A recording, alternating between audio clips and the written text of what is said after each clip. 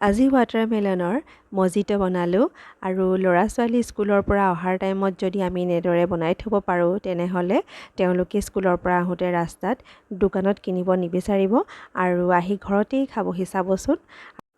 অতি সহজতে আমি বনাব পাৰোঁ আৰু প্ৰথমে মই গিলাচটো ভাল লাগিবৰ কাৰণে অকণমান পাউডাৰ চুগাৰ লগাই লৈছিলোঁ আৰু তাৰ পাছতে গিলাচটোতে মিহি মিহিকৈ কুটা তৰমুজখিনি দি দিছোঁ আৰু তাতে তিনিটামান পাত পদিনা পাত দি দিছোঁ আৰু 1 চামুচ পাউডাৰ চুগাৰ দিছোঁ। এইটো অপশ্যনেল হয়, নিদিলেও একো নাই।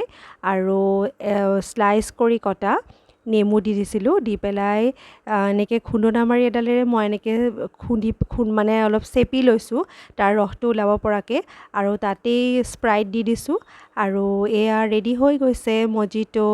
আৰু এনেদৰে ল'ৰা ছোৱালীয়ে খাই খুব টেষ্টি পায়।